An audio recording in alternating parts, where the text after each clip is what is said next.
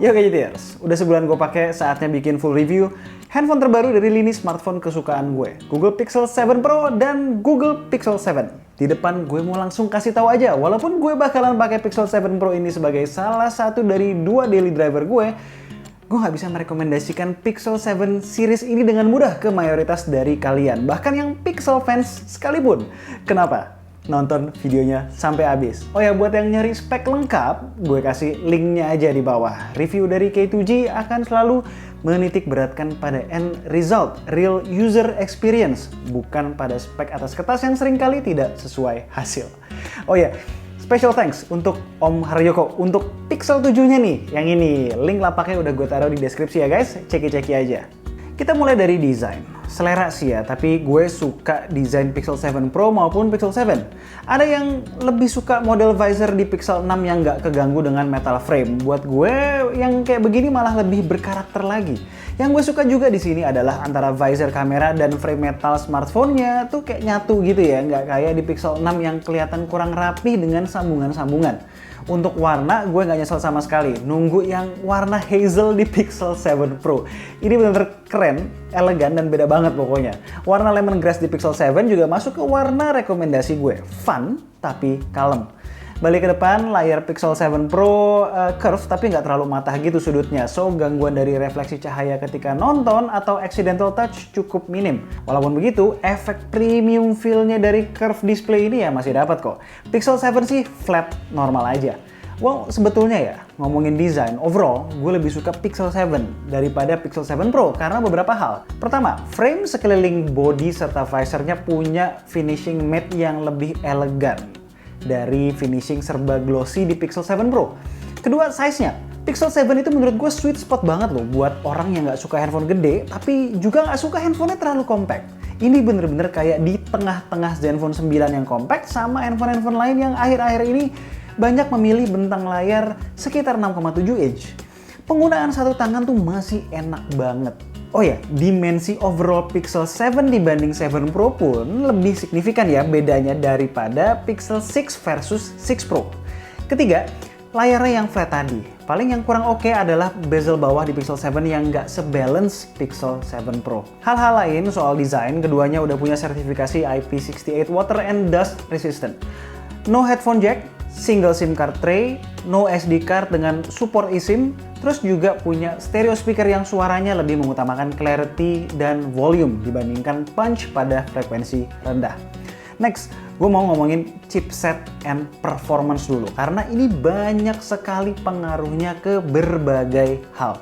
Lebih baik soal ini kita bikin clear dulu di depan. Chipsetnya Tensor G2, basically sama kayak Tensor G1 tahun lalu dengan beberapa perubahan minor seperti clock speed dan GPU. Bad newsnya, ini berarti sedikit banyak Pixel 7 series masih mempunyai karakteristik kecepatan, konsumsi serta efisiensi daya, dan profil suhu yang sama seperti pendahulunya si Pixel 6. Singkatnya, nggak sekencang chipset flagship 2022, cepat panas, cepat melanin speed demi mitigasi panas tersebut, alias throttling, dan nyedot baterai lumayan res. Dan ini gue nggak ngomongin cuma buat gaming loh ya, daily use pun demikian. Mau gaming di sini ya bisa, tapi pastikan opsi grafis yang dipilih nggak rata kanan. Kalau rata kanan, main Genshin Impact itu FPS-nya 30-40 doang. Main Apex Legends nggak bisa stabil di 60 FPS. Terus ada yang ngomong begini nih, tapi bang, Pixel kan memang bukan buat gaming, ngapain ngomongin chipset hardware bla bla bla bla. Bro, segala karakteristik Tensor G2 tadi juga pengaruh juga ke daily usage.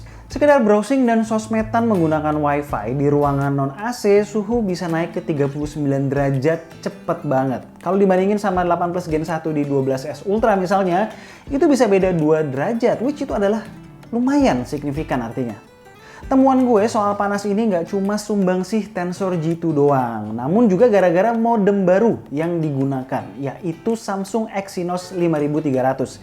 Ada perbedaan konsumsi baterai dan suhu yang signifikan ketika memainkan handphone dengan koneksi Wi-Fi versus mobile data. Tahun lalu penerimaan signal Pixel 6 series tuh kurang bagus, sekarang lebih oke, namun dengan konsekuensi power draw yang lebih besar. Dengan ukuran 5000 mAh, battery life Pixel 7 Pro kalau full on Wi-Fi bisa mendekati 7 jam SOT-nya. Begitu campur-campur Wi-Fi mobile data, maksimal tuh 6 jam. Kalau di mobile data only 4-5 jam doang.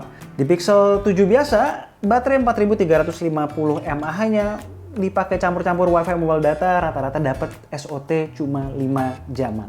Soal panas ini juga ngaruh ya ke charging. Sering kali ya gue harus nge-charge dadakan dalam keadaan handphone memang lagi panas. Urgent kan, mau gimana. Kalau di posisi itu nge-charge full dari 5% bisa sampai 2,5 jam. Kalau lagi kondisi adem sih 1 jam 50 menit kira-kira, which tetap aja ya lambat banget untuk ukuran 2022. Ya gimana? Maksimum watt yang dia bisa tarik tuh cuma 23 watt.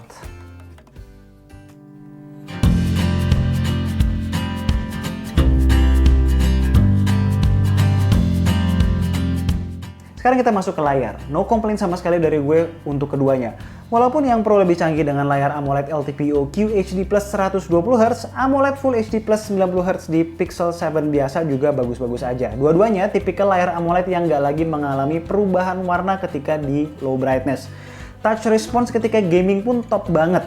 Sangat sensitif terhadap touch maupun gerakan swipe. Screen brightness juga terang banget ya menurut Google 1000 nits, which in real life gue nggak pernah berasa kekurangan brightness. Kecuali, yang ini ntar aja deh ngasih taunya pas ngomongin kamera. Oh ya, tambahan nih soal layar. Sekarang di Pixel 7 Pro kita bisa nurunin resolusi layar jadi Full HD+. Lumayan tuh menghemat baterai sedikit. Next, kamera. Pixel 7 Pro ada 3 kamera di belakang lengkap. Ultra wide 12 megapiksel yang bisa autofocus sehingga merangkap jadi macro lens, wide main camera 50 megapiksel dan 48 megapiksel tele 5 kali periscope lens. Untuk Pixel 7 sama, minus tele aja, dan ultra wide-nya lebih sempit nih FOV-nya dibanding versi Pro. Di 7 Pro tuh magnifikasinya 0,5 kali dan di 7 0,7 kali. Kalau kamera depan sama persis dua-duanya 10,58 megapiksel dengan FOV yang lebar. Kamera belakang keduanya punya opsi magnifikasi 2x yang merupakan croppingan dari sensor 50 megapiksel yang diproses dengan AI Magic-nya Google. Hasilnya cukup bagus, natural nggak kayak sekedar croppingan biasa. Di video-video sebelumnya, baik kamera Pixel 7 maupun Pixel 7 Pro udah sempet kita bahas cukup detail. Termasuk udah sempet juga diversusin kecil-kecilan sama flagship lain. Linknya ada di cards atas dan di deskripsi di bawah. Singkatnya gini, kameranya super reliable, jarang miss, newbie friendly, dan sangat konsisten di berbagai kondisi. Backlight hayu, low light no problem, lalu buat kalian yang punya anak kecil kayak gue yang susah banget disuruh pose diem buat foto, Pixel 7 series ini buat kalian. Siapa di sini yang kalau moto anaknya otomatis berkali-kali untuk jaga-jaga ada yang ngeblur? Gue begitu. Dan di Google Pixel 7 Pro nih berhasil semua, nggak ada yang fail.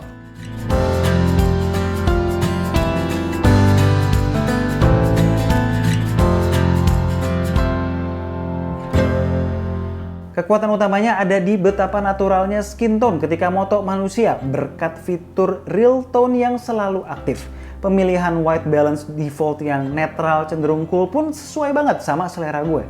Soal foto, selain real tone yang semakin canggih, peningkatan yang berasa juga adalah soal night sight processing yang jauh lebih cepat dari Pixel 6 series. Artinya, semakin kecil kemungkinan untuk fail fotonya akibat objek yang keburu gerak atau tangan kita yang nggak stabil.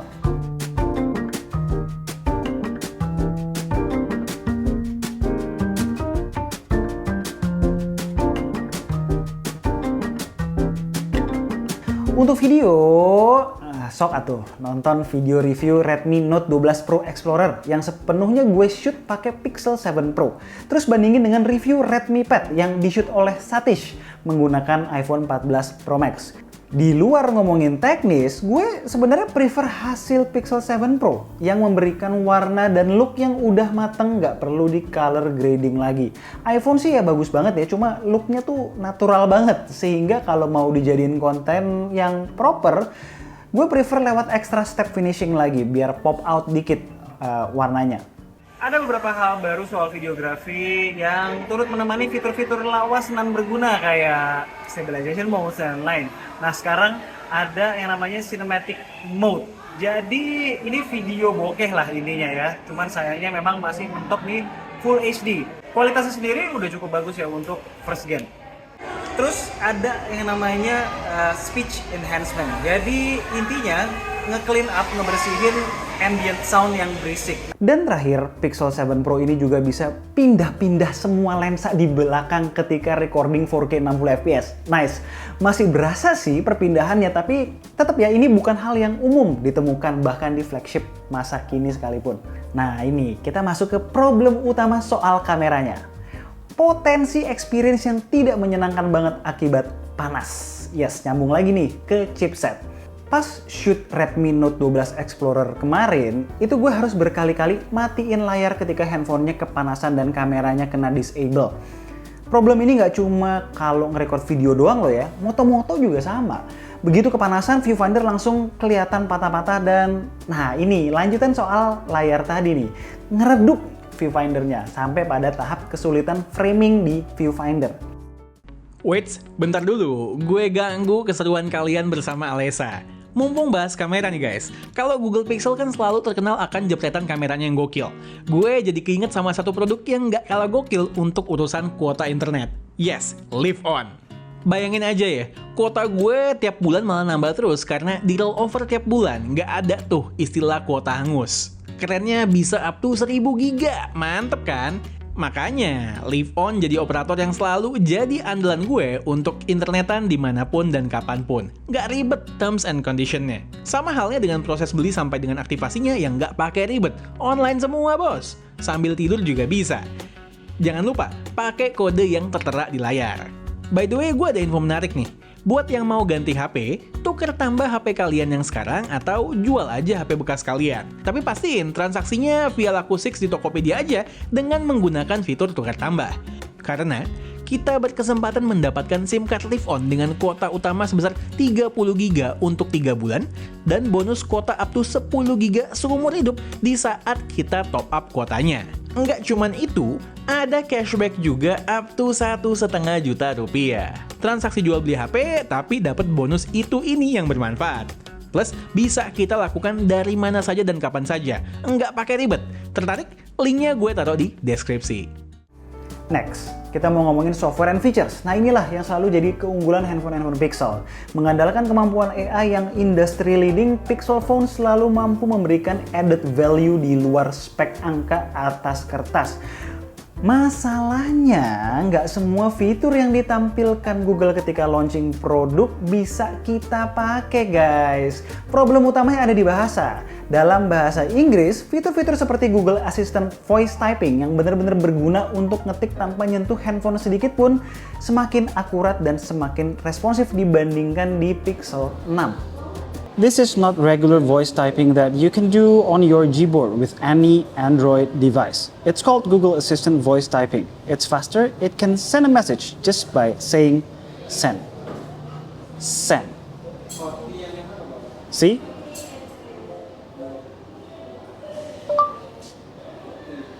Or you can delete all by saying clear. Clear. It can even insert emojis. Let's try. Sad emoji. Happy emoji. Party emoji. Send. Terus ada lagi nih, fitur yang berguna banget. Misalnya ada yang nelfon kita terus kita nggak bisa jawab teleponnya. Kita bisa ngebales dia, kita bisa ngobrol sama dia cuma menggunakan ketikan. Lihat nih. Hi brother, where are you?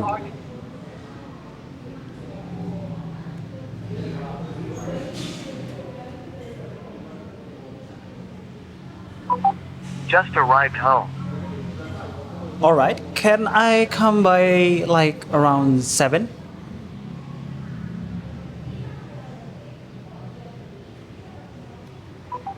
Yes, I will be there. Do you need me to bring you something, like anything? Food or drinks or anything?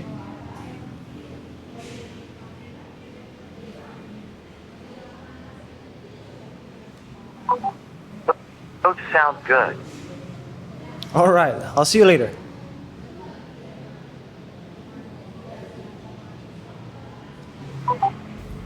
See you later. Tapi begitu kita ubah ke bahasa Indonesia, fitur-fitur itu nggak bisa dipakai. Begitu juga di live caption, live translation, dan sebagainya. By the way, semua fitur di Pixel 7 Pro yang tadi gue bilang hanya dibikin bekerja lebih stabil dan akurat aja. Hampir semuanya bisa dinikmati di Pixel 6 series juga. Di luar itu, banyak juga sih fitur berbasis AI yang memanfaatkan chipset Tensor G2 di sini. Yang pertama ya jelas ya di kamera, itu kan AI jalan terus. Yang baru ada fitur unblur yang sampai pada level tertentu bisa memperbaiki foto-foto yang ngeblur. Lalu masih ada juga Magic Eraser dari tahun lalu dan lain-lain. Trik AI yang cukup berguna adalah soal face unlock. Pixel 7 series kan nggak punya hardware khusus ya untuk face unlock dan cuma mengandalkan kamera selfie. Face unlock di sini itu cukup secure berkat AI-nya. Dia nggak bisa ditipu dengan foto atau video muka kita. Walaupun begitu, Google sepertinya nggak sepede itu menjadikan face unlock ini sebagai fungsi biometric security penting selain buat unlock handphonenya doang. Pixel 7 Pro menjalankan Android 13 out of the box. Looknya in general masih mirip ya dengan vanilla Android 12 tahun lalu.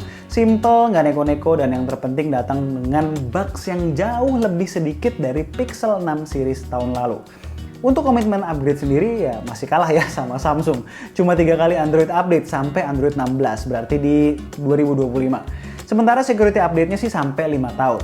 Hal-hal tambahan lain yang perlu gue mention soal Pixel 7 series, Pixel 7 dapat 8GB RAM, sementara yang Pro 12GB. Terus soal storage, Pixel 7 ada 128 dan 256, sementara yang Pro ada 128, 256, dan 512. Next, under display fingerprint sensornya udah bagus sekarang. Nggak sekacau si Pixel 6 series.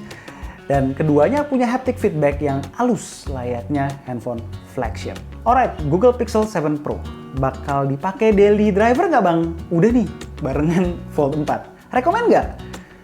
Buat mayoritas kalian, enggak. Karena hampir semua hal yang udah gue bahas dari tadi, dari kelebihan maupun kekurangan, sebenarnya bisa kalian dapatkan di Pixel 6 series yang harganya sekarang udah lumayan murah. Beberapa kali gue ditanya ya sama user Pixel 6 and Pro, perlu upgrade nggak bang? Gue jawab dengan tegas tidak. So, daripada beli Pixel 7 Pro, mending cari Pixel 6 Pro Second tuh, harganya udah pada miring soalnya. Pixel 7 series ini sebenarnya cuma punya satu masalah, tapi masalahnya berpotensi ngerembet ke experience penggunaan sehari-hari. Itu adalah chipset yang masih punya karakteristik panas, boros, nggak efisien.